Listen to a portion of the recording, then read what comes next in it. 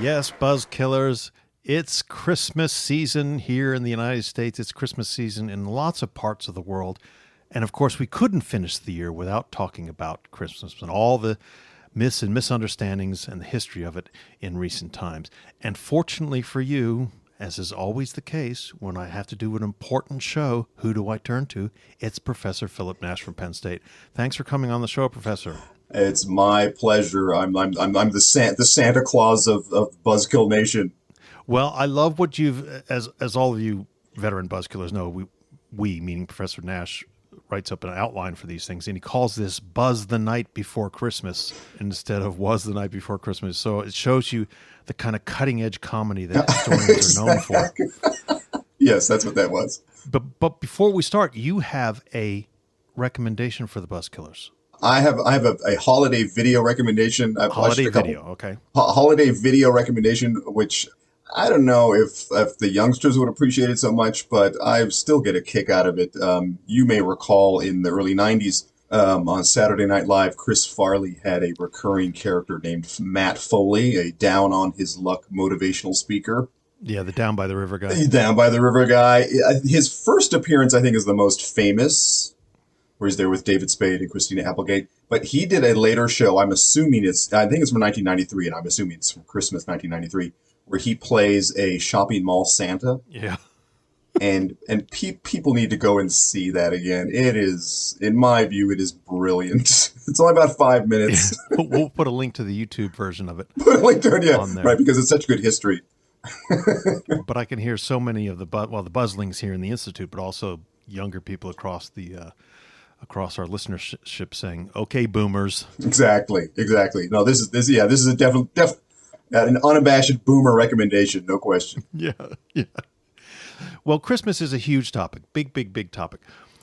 What's your angle here? Right, and by the way, I found out in doing a little digging for this, there is a vast literature on the history of Christmas, and as usual, I'm just going to very selectively skate across the surface, but skate across the surface. That's a good wintertime metaphor. You like that? You like that sort of winter reference? So I would just make two simple, maybe obvious points, but one is that Christmas in various ways has long, and I mean long, been fought over. Mm-hmm. There's a book out there, the title of which is Christmas in the Crosshairs. Yeah, that'll go on the bookshelf, the Buzzkill book. Okie doke. And that's because Christmas has been a bone of contention for a long time. People fighting over it, trying to drag it in one direction or another. That is, in some ways, as old as the Christmas holiday itself. That would be one of my points here. Mm-hmm, and the other point is that one of the big issues when Christmas comes up is sort of the commercialization of Christmas. Right. My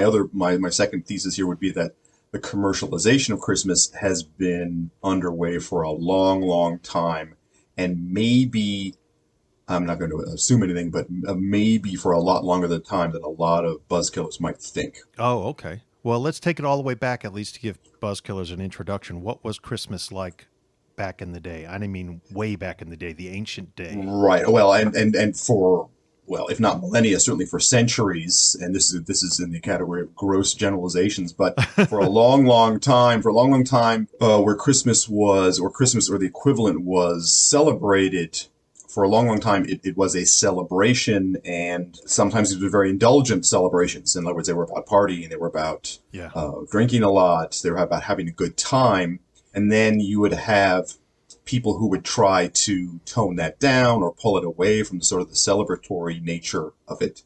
And so, in other words, that struggle, the fact that you had these sort of indulgent celebrations and then efforts to sort of clean them up or make them a little less rowdy or ribald, those go way back down. Those go back, the precursor to Christmas was the ancient Roman holiday of Saturnalia, if I'm saying it correctly. Yeah. And it lasted for several days in December.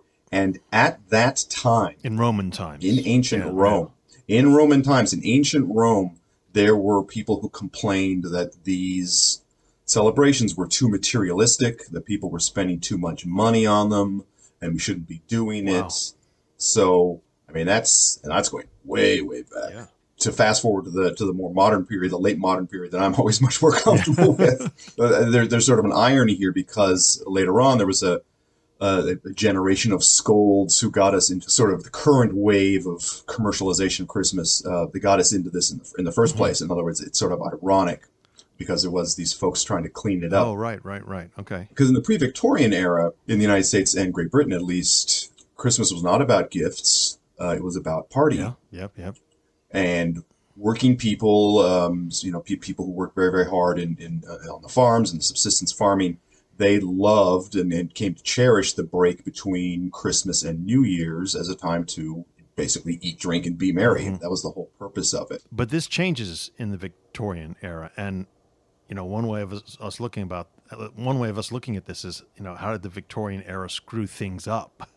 Because they so often seem to. Yeah. But yeah, in the Victorian era, in the West, you had with the growth of industrialization, the growing industrial cities, the elites and the emerging middle class viewed this drunken revelry among working class with a growing alarm. Oh, okay. They didn't like this big party, especially once it was, in the city. It's going to be larger. It's going to be more concentrated. It's in working classes.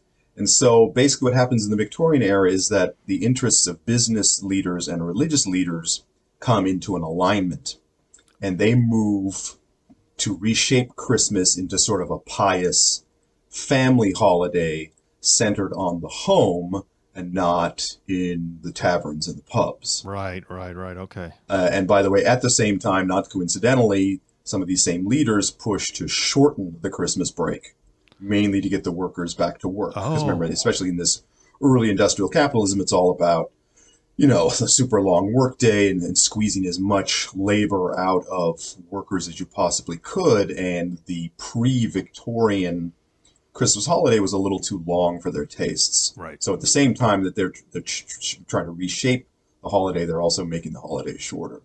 But in the family setting, showing an appreciation of loved ones with gift giving increased. Mm-hmm, mm-hmm. And so, and once again, another irony, while once Christmas was seen to be as a threat to productivity, pretty soon manufacturers and other people in business come to see Christmas as instead an opportunity to promote consumption and thus increase the bottom line. Oh. And you see this already in the late 19th century. Yeah. And I have to mention at this point, when I was growing up in the 1970s, I'm pretty sure it was one of my school teachers. I don't know why. One of my school teachers played for us this satirical record at Christmas time. And I remember very clearly on one of it was, sort of like sketch comedy. And I remember clearly in one of the skits, someone announced, and I'm quoting, "There are two S's in Christmas, and they're both dollar signs." Gosh, it sounds like you went to Buzzkill Elementary School. I must have. When we went to elementary school, that might have been considered un-American. Right. Yeah, I don't know. I must have had a pretty subversive teacher, at least in that one class. But in other words, and that was a recognition that Christmas is all about money among cynics anyway. Yeah. But a key player in the commercialization, once again, relatively early on, you see as we enter the early 20th century, and that's the new department stores, which obviously are right. At least this form of a department store was not or in decline in our era, but in the early 20th century, at all the major cities. Often they were local chains, but they had these sometimes massive department stores. And pretty soon these department stores had, and not just in New York City, they were known for their lavish holiday window displays, which became basically destinations of their own. In other words, people would go downtown just to see the display at Macy's or wherever. Yeah, that's a big thing that people don't remember, or most people don't remember because they weren't born. That department stores not only had everything in theory, they were destinations. Right. Well, and they had these massive display windows. Yeah. And they would spend a lot of money decorating for the holidays, and people would love to go and see them. And it's in this context we should also understand Macy's, speaking of which, launching its major department store, launching its Thanksgiving Day parade in 1924. Wow. Which was a lot earlier than I thought had its origins. And once again, I would say probably not coincidentally, right? Macy's in the 20s, that is in some ways the heyday of the modern department store. Sure. Although I should point out that it was a department store called Eaton's in Canada, which pioneered the practice of a Thanksgiving Day parade in 1905. Canada is our second largest market, so to speak, and Canadian buzzkillers will be happy to know that they pioneered that. Hats off to Canada yet again. But we should remind buzzkillers, and especially those of buzzkillers who aren't in North America, that the Thanksgiving Day parade has come to mean the start of the Christmas season. Absolutely, absolutely, and it's a huge spectacle in places like New York City. But I mean, it's just a cynic in me. But surely, maybe it's just a cynic in me. But surely, it's gotten more commercial in recent decades. It has, and I think a lot of us, myself included, are painfully aware of this fact. But I was still surprised to see how far back some of this goes. So, for example, if you look at I guess technically not about Christmas, but it's certainly about the Christmas shopping season. If you look at something like Black Friday, which is certainly a commercial phenomenon in recent decades or recent years, much more so than when I was growing up, there's no question. And for those of you who don't know what Black Friday is this sort of shopping frenzy in the United States, which is on the Friday right after Thanksgiving. Yeah, places offer special Black Friday discounts. There are Right. runs on stores and stuff like that. Right, and it's my understanding the special discounts are a relatively recent thing, only in the last few decades, I think. The origins of this use of the term Black Friday is not totally clear, but it's pretty clear that what it refers to is that Black Friday is one of the most profitable days in the year, so this is where a lot of retailers, if not for the whole season, certainly for that day, operate well into the black. In other words, in positive territory as opposed to in the red, running a deficit. So it's about. I thought it was about people called it Black Friday because it was the cynics who didn't want to go anywhere near the stores on that Friday because they were jammed. That was my assumption as well, but apparently no. It refers to the business side of this and operating in the black. And I forget what the percentages are, but I know that in recent years, retailers have relied, maybe not on Black Friday, but certainly the holiday season, to make the lion's share of their profits for the entire year. That's been true for a while. Yeah. Especially in an economy where, consumer spending is now something like 70% of U.S. GDP. Wow. Yeah, we have long been dependent on consumer spending as the main driver of our economy, which is not always the case. Yeah. But a little factoid here, U.S. holiday shopping in 2019 amounted to $730 billion in sales. Wow. And I realize I'm not putting that in context, but I'm here to tell you that's a pretty big number by pretty much any measure. But anyway, that is a big number here in the I think we can all agree that that's a big number. Anyway, the holiday use of the term Black Friday, so in other words, use of that term in this context, first appeared in print in 1966. Wow. And that surprised me. It also surprised me that it was in the 1950s. So well before that some people started calling in sick the Friday after Thanksgiving in order to go shopping. Right. And I'm pretty sure that is sort of the origins of what we now take for granted in the United States, which is the 4-day weekend, right? You get off Thanksgiving, you get off Black Friday, and then you've got that weekend. It was not always so, and I get the impression that this was sort of from the bottom up. In other words, lots of people calling in sick on that Friday, and so then a lot of employers just figured, you know what? What's the point? Let's just give them a 2-day holiday at the end of Thanksgiving week. So that's sort of interesting from a almost like a social history standpoint. Well, it won't be surprising to a lot of buzzkillers that a lot of people think that a lot of the modern commercialization of the American economy and the consumer economy stems from the 1950s. Yeah, and for good reasons, right? It is, as I always tell my students, remember the 1950s comes after, well, to make money count, about 15 years of deprivation through Great Depression and World War II, and that's one of the reasons why the 1950s is such a consumer-driven economy in so many ways. But once again, in some ways, this goes back even further. And here we have to. I almost feel like FDR is kind of like Churchill. I feel like FDR has to be mentioned in all shows one way or another. Yeah. There are some other people too. Yeah. I know. I'm going to go ahead and do this here. because for years and years, I believe it was Lincoln who established Thanksgiving as a holiday. Right. And then Right. for decades, well into the 20th century, Thanksgiving was always the last Thursday of November. Right. And then in 1939, Thanksgiving fell during the 5th week of November. Right. One of those calendar things. Yeah. Right, one of those calendar anomalies. And for whatever reason, that fact in 1939 led a whole slew of retailers basically to freak out because it would have made the holiday shopping season too short. And so they lobbied President Roosevelt to move it to the 4th Thursday of November, and he agreed. Oh. The problem is he did this on October 31st. Oh. And already a lot of people had made their holiday plans. And so a lot of people were very, very unhappy. Some people were so unhappy they started calling it Franksgiving. After Franklin D. Roosevelt. Hey, there's that 1930s humor for you. Oh, boy. Only 25 states went along with FDR's proposed change at that point.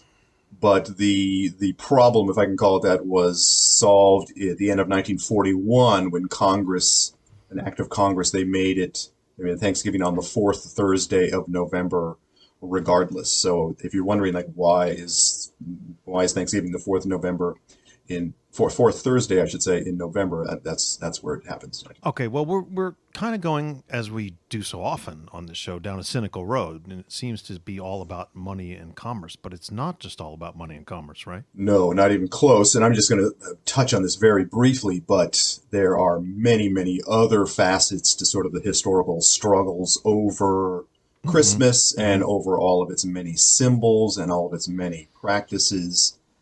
Christmas and its symbols get put to many, many uses over the years. And for example, look at Santa Claus. And by the way, himself, all by himself, is a major bone of contention. Right. And right. I know that I think it still happened. You can still see recent evidence where in Europe, for example, there's a lot of pushback against Santa Claus as sort of this basically representative of American Christmas hegemony.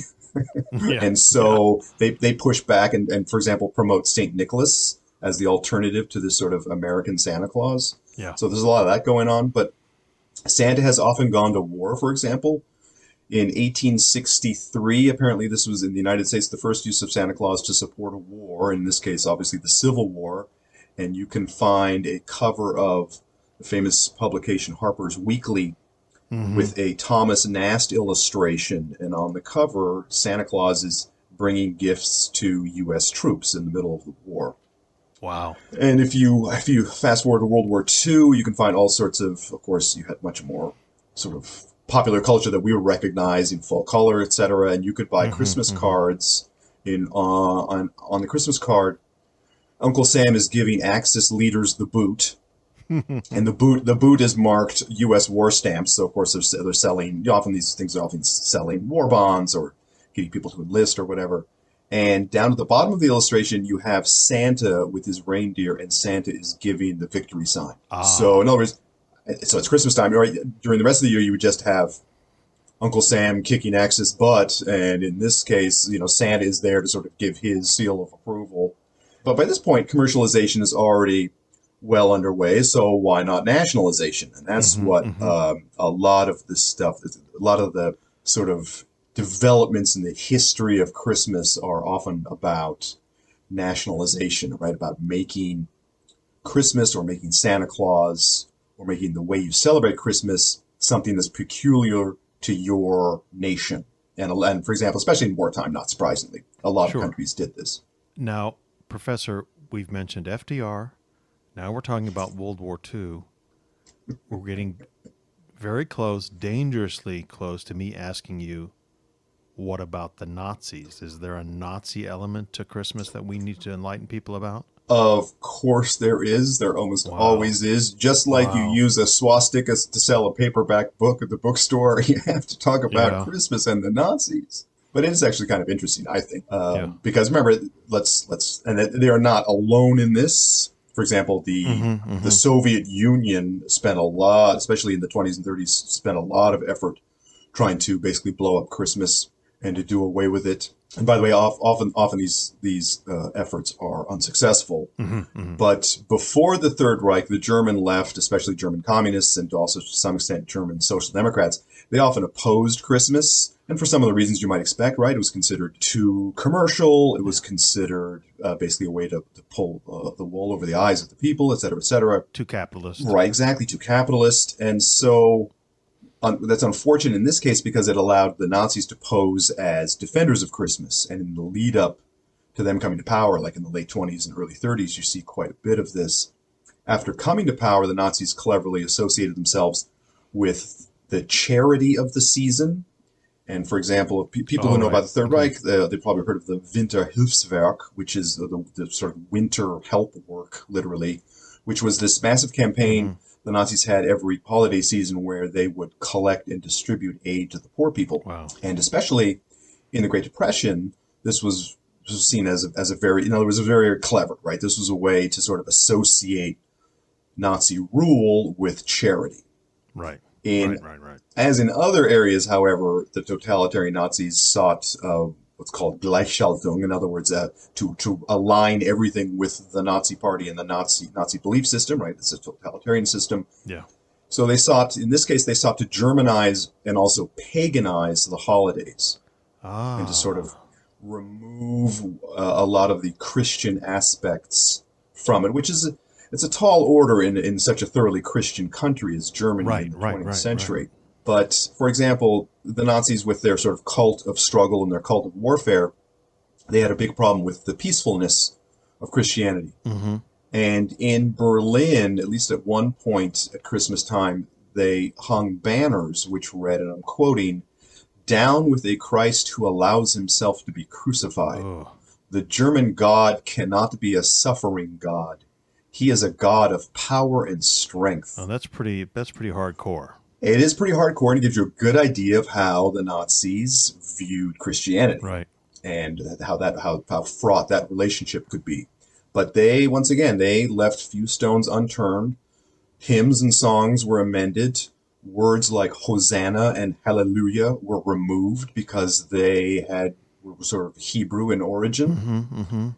In an Advent calendar, I've seen an illustration in an Advent calendar, St. Nicholas and the Christ child are replaced by Knecht Ruprecht, who is essentially a modern version of the Norse god Wotan. In other words, and he is the one who's bringing gifts to the household rather than St. Nicholas. So that really is paganizing it, yeah. Pretty much, and they would redo some of the, for example, the Christmas carol Silent Night, or Stille Nacht as the Germans call it. They would often change the lyrics, and I believe it's the second verse, so I'll read you the second verse of the Nazi version of Silent Night, Holy Night. Yeah.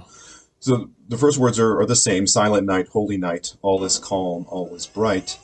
Adolf Hitler is Germany's star, showing us greatness and glory afar, bringing us Germans the might. Oh my. Yeah, I mean, that almost sounds like a parody of Nazism. yeah. Mel Brooks, but it isn't. Yeah. Right, exactly. But no, that's the version they wanted kids to learn. As you might imagine, there was a lot of pushback from Germans, including during the war, including from soldiers. And in the book we'll put on the bookshelf, it talks about how soldiers would write and complain about how basically the Christmas that was being presented to them in various ways, including in army publications, wasn't the Christmas they grew up with, and basically what the hell's going on. Yeah, exactly. Yeah. But one way I have to end this section by talking about how the Nazis during the war helped preserve their popularity around Christmas time by making more food and more luxury items available in stores. Yeah. And they did this during World War II, as they did a lot of things, either directly or indirectly, by plundering the East. In other words, A lot of the stuff was stolen. There were cases where, especially among settlers, German settlers who were basically relocated to occupy areas of Poland, there was, I think late in the war, there was at least some instances where the Christmas goods they were distributing to German settlers were goods they had plundered from victims of the Holocaust. Oh my God. Yeah.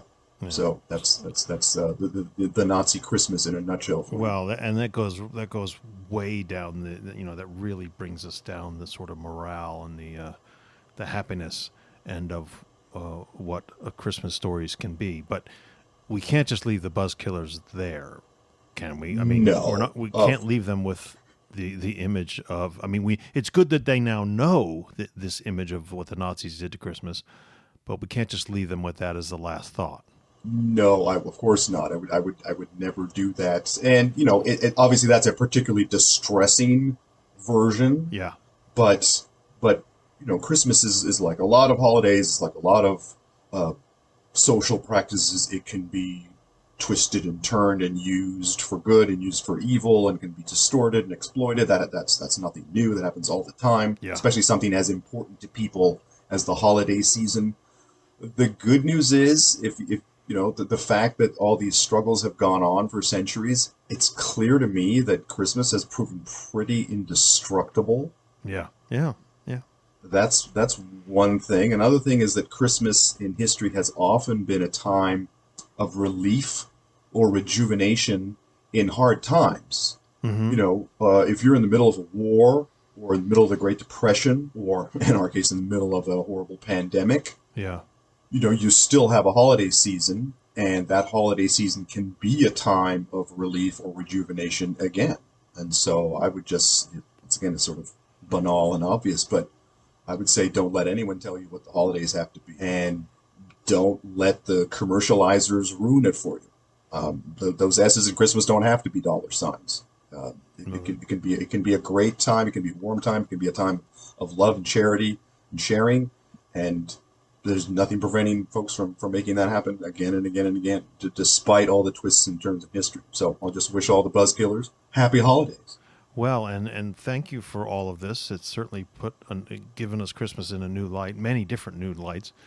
And we'd like to say happy holidays to you, and thanks for coming on the show. Always my pleasure. Hope to see you in 2021. Yes, absolutely. And Buzzkillers, we will talk to all of you next week.